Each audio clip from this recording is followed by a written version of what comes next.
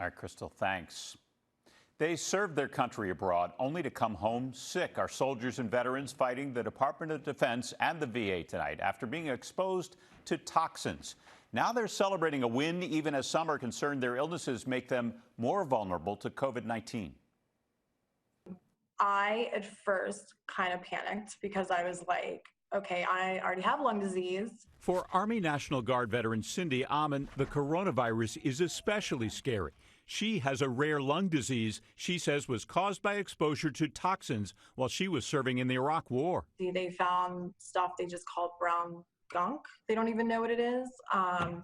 And they also found all kinds of dust and metal particles like titanium, lead, iron, you name it. It's embedded in my lung cells. The toxins came in part from something called burn pits. It all burns in there the same. That's where the U.S. military dug holes, threw in anything from water bottles to metals to other waste, and then lit them on fire using jet fuel, all while soldiers lived and worked nearby. The worst veterans actually get lung fibrosis. They get permanent scarring. Dr. Anthony Zima treats veterans who've been exposed to burn pits. The problem is that since 2003, 80% of soldiers who get deployed to Iraq and Afghanistan, when they apply for respiratory benefits for compensation and pension, they get denied. Cindy Amon fought the VA for years for full medical benefits to cover her toxic exposure. Many others are still fighting the government for coverage.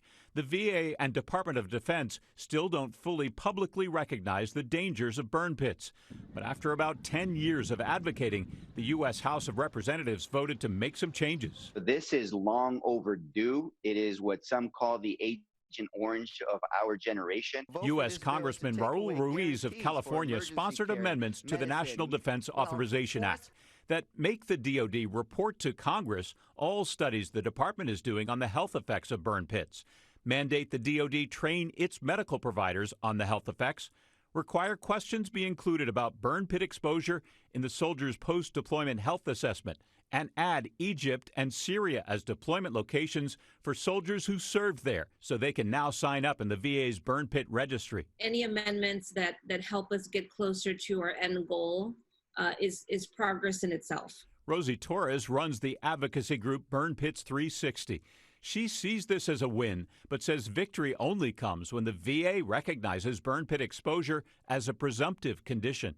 This is a huge injustice that is taking place here in our own backyard. Like, you know, this is our people. These are our heroes, and they went to defend our freedom, and we're failing them tremendously. Congressman Ruiz agrees.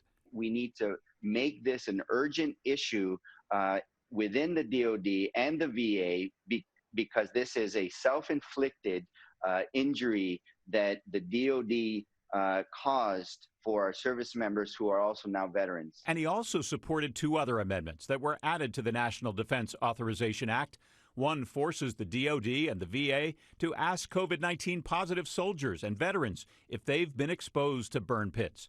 The other requires information from the burn pit registry to be shared with the military health program's COVID-19 registry. Veterans who have been exposed to burn pits and who have illnesses like lung diseases, cancers, autoimmune diseases are exactly the individuals who are at higher risk of dying or becoming severely ill from COVID-19. The VA tells NBC 10 that it has matched COVID-19 cases with the almost 210,000 veterans on its burn pit registry. It found only 0.28% contracted the virus. I'm still scared. I mean, I think it's the unknown. If I get it, what's going to happen? Am I going to be able to fight it off? To Amon, burn pit exposure and COVID-19 have something in common. They don't even know enough about what we have, let alone, and they didn't know anything about COVID really. So, and to say that it affects, you know, people with underlying conditions, like the combination of the two is frightening.